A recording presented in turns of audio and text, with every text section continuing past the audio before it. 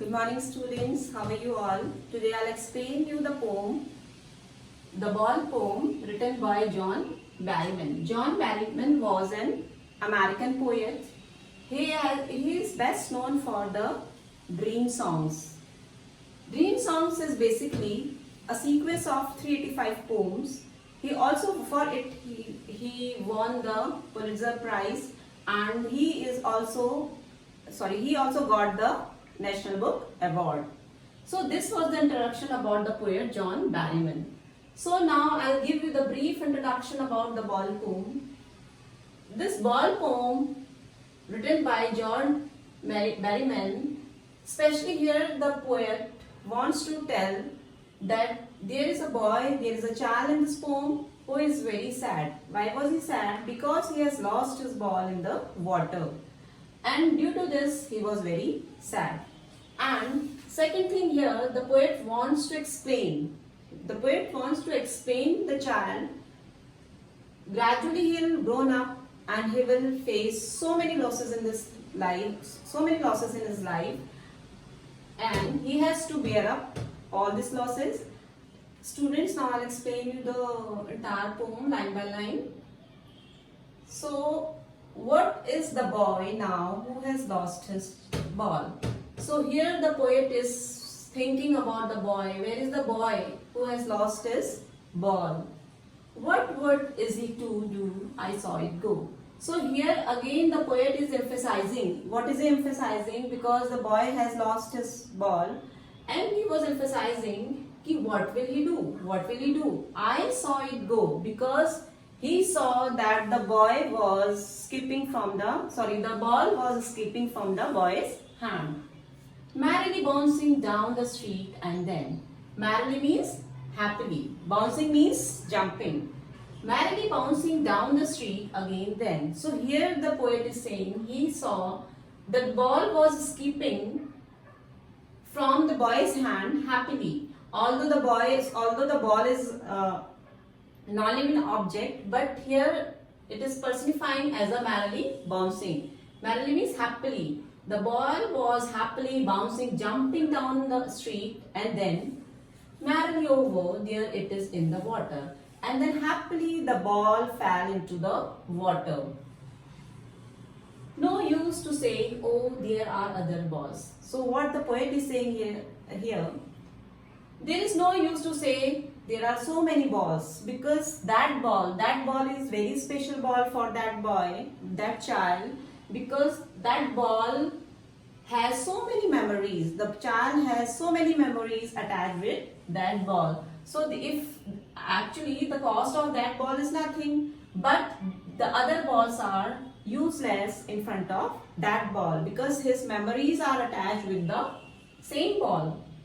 An ultimate shaking grief fixes the boy. Ultimate shaking grief. Grief means sorrow. Fixes means he is surrounded with the sorrow. Who? The little boy.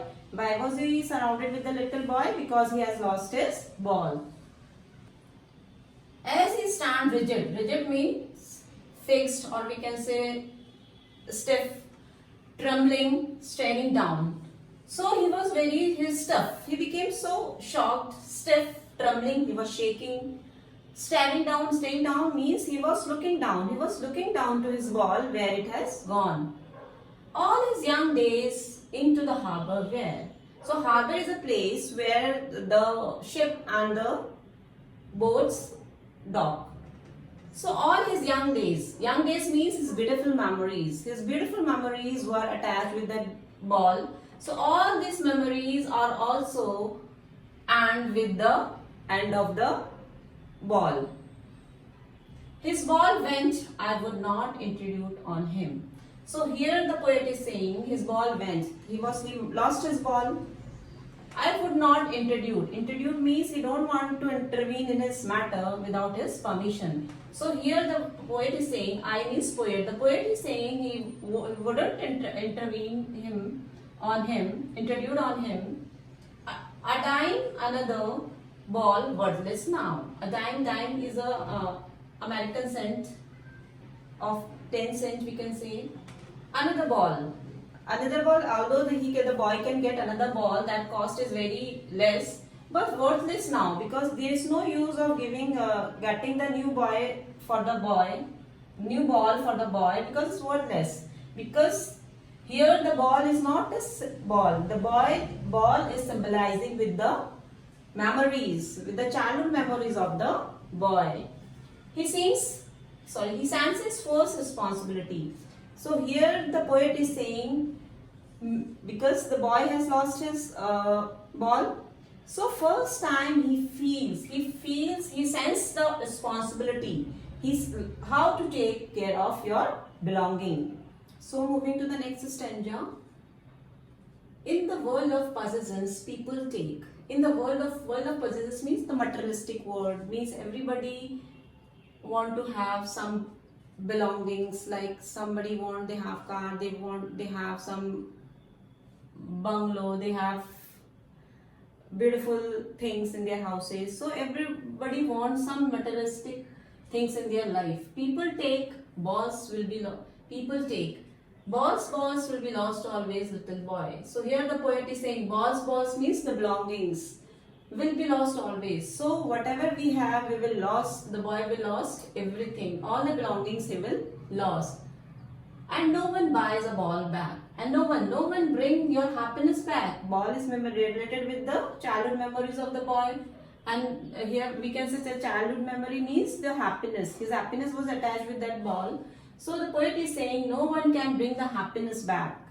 Money is external. So money is external means with the money we cannot bring the happiness. With the money the boy can get another ball, but he cannot get. So we cannot compare the money with the happiness, because money is external. He is learning well behind his desperate eyes. Desperate means hopeless. The boy is entirely totally hopeless, because he has lost all his childhood memories. He has lost his ball, all his memories, and he is learning. He is learning behind his hopeless eyes. The epistemology of loss, how to stand up. Epistemology means the nature of loss. So here the boy is learning the nature of loss, because he has lost his ball. So he is understanding what is the experience of loss. How to stand up. How to stand up means how to overcome with the sorrow, knowing what every man must one day know. The poet is saying, because every man has in his and her life, they have so many losses in their life. So, and most know many days how to stand up. So here the poet is giving the message that every man has losses in his and her life, and they must know how to overcome with this sorrow, and they have to leave behind all these losses, and to survive their life they have to keep moving on, they have to move forward. Because if somebody has lost his beloved ones and your good memories, so we cannot live our life with those memories. To survive ourselves, we have to move on our life.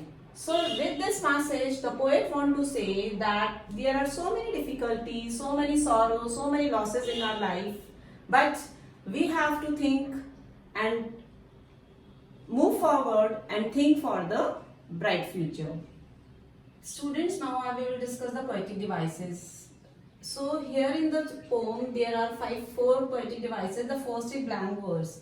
So what is blank verse? When there is no rhyming scheme. When there is no rhyming scheme. Once I'll read the poem in front of you. What is the boy now who has lost his ball? What is it to do? I saw it go. Merrily bouncing down the street, and then merrily over there it is in the water. No use to say, oh, there are other balls. So in the last C, you can see ball is not rhyming with go, then is not rhyming with water, balls is not rhyming with boy. The same way in the another stanza also we find there is no rhyming word. So when there is no rhyming scheme, that means it is a blank verse. Alliteration, the repetition of the same consonant sound. So what is the repetition of the consonant sound here? W and W. The repetition of consonant sounds is known as alliteration. So this is alliteration. Symbolism. Here in the poem, the ball is not the ball. It is actually symbolizes with the childhood memories of the boy. So the ball symbolizes with the childhood memories. So which poetic device? Symbolism. Repetition. So here you see in the poem the word, ball. The repetition of the same word again and again is known repetition. Is it clear? The next is anaphora. When the starting word of the same type, when the starting of two lines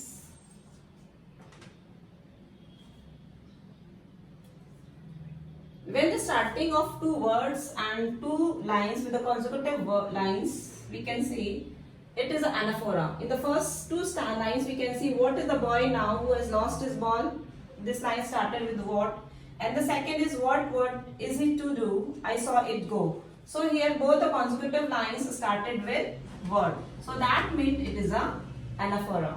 So these are the poetic devices which are used in this poem, the ball. So students, this is the explanation and poetic devices I have discussed in the poem, the ball poem.